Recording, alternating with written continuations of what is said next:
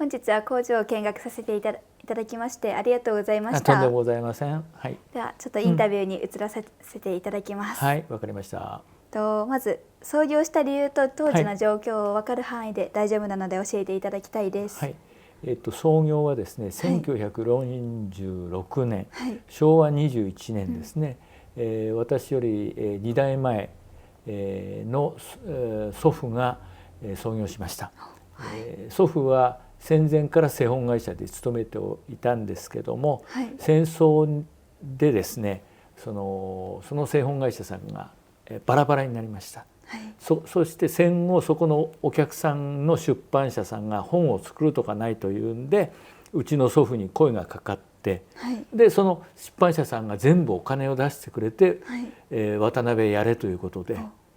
渡辺製本が始まりました。はい、ですので今年で、70何年78年ぐらいになるんですかね。はい、はい、すごい歴史が長いですね。そうですね。はい、でももっと古いところあるんですけど ね、何もうちがそんなに特別古いってわけじゃない、新しい方ではないし、古い方には近いんですけども、はい、ってことですね。はい、ありがとうございます。はい、では東京に製本会社さんが多いということをお聞きしたことがあるのですが、その理由とか分かりますか？詳しくは分かりませんけども、やはり東京っていう中心ですから、もともと印刷産業も含めて、出版も東京、出版社も東京ですし、ですので必然的ですね、東京が地場産業として、印刷、出版印刷製本という、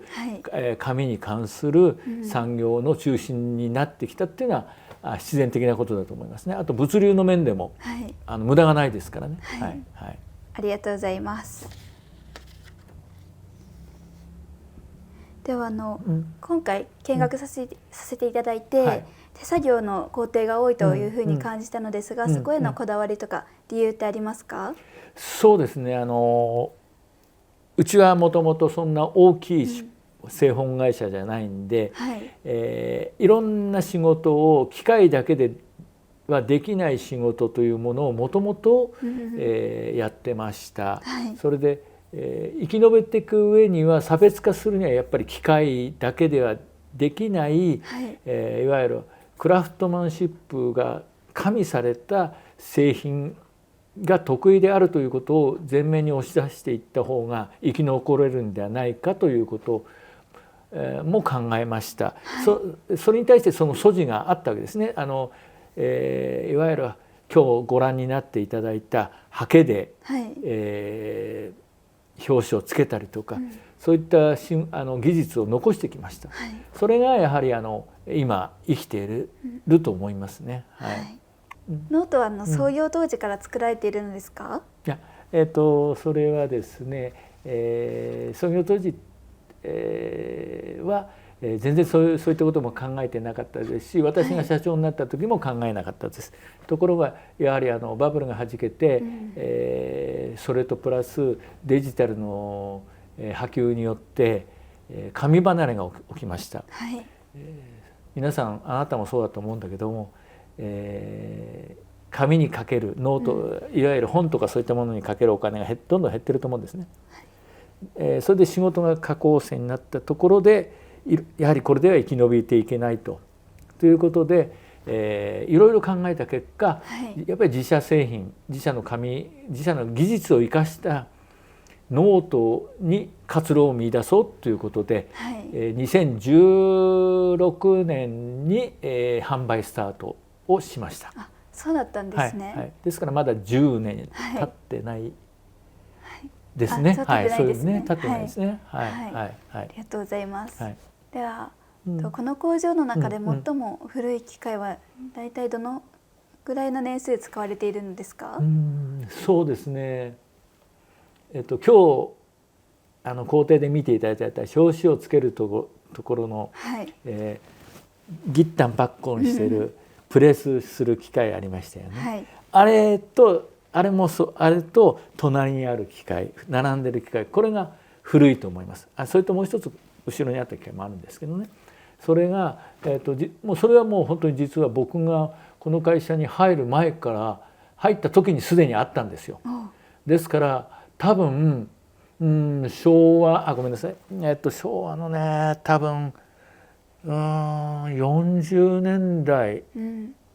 の機械だと思いますから、今ですからすでにもう50年ぐらい経ってる機械だと思うんですよね。だから電話番号が今全然東京何番とかそういうんじゃなくてね、全然違う番号だし、住所機械屋さんの住所も全然もう今では通じないような住所なんですよ。ただもう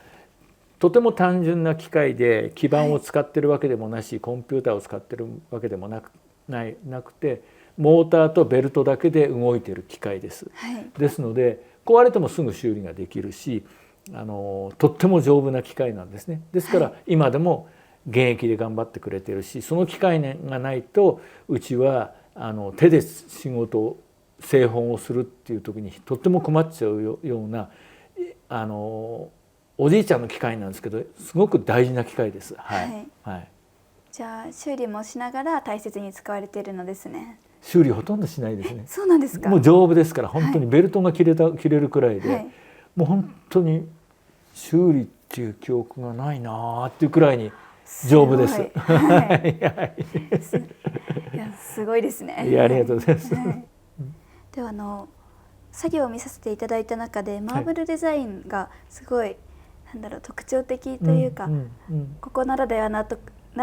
ものだなというふうに感じたのですが、それを始めたいきっかけだったりあったりしますか？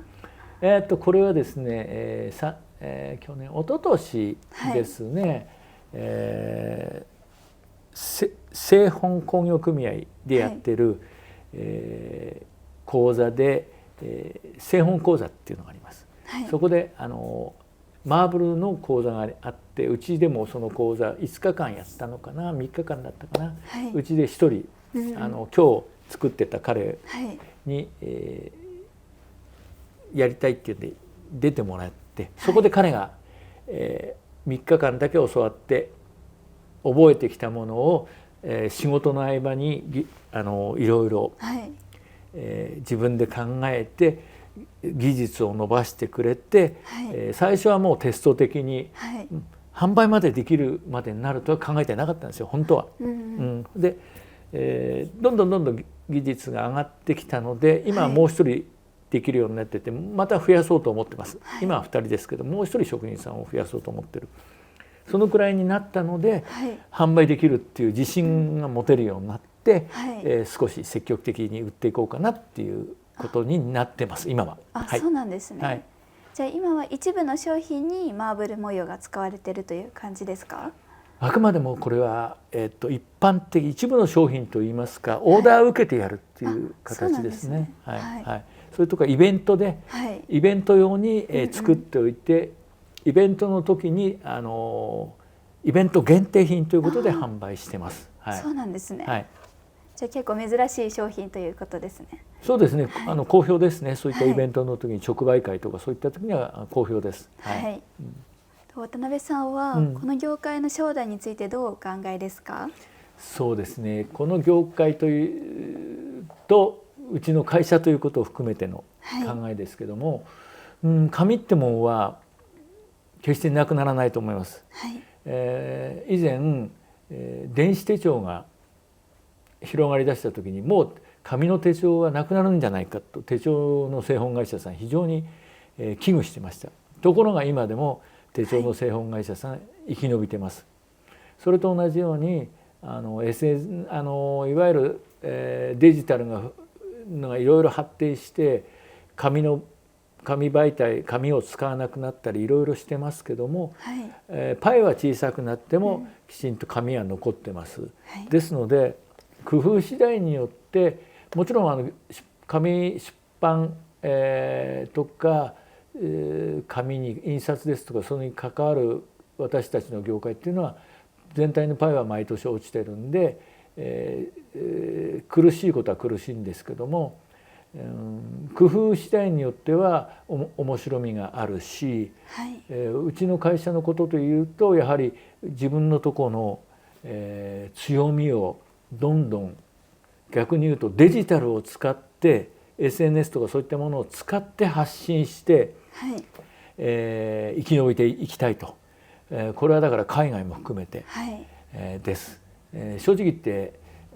この製本業界の中で、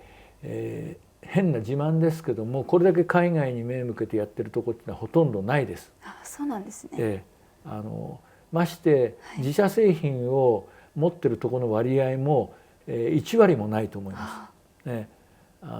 ですからそこの強みを生かして、私渡辺製本というものは、国内海外両方に目を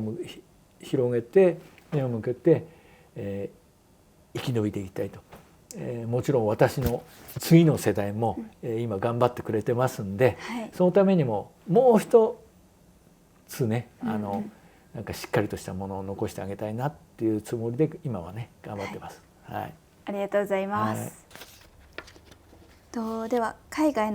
に関する質問に移らさせていただきます。御社には海外の顧客はいらっしゃいますか？はい、おります。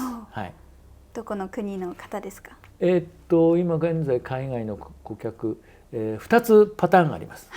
1つは、こちらのうちのオリジナルのノートを買っていただいているお客様、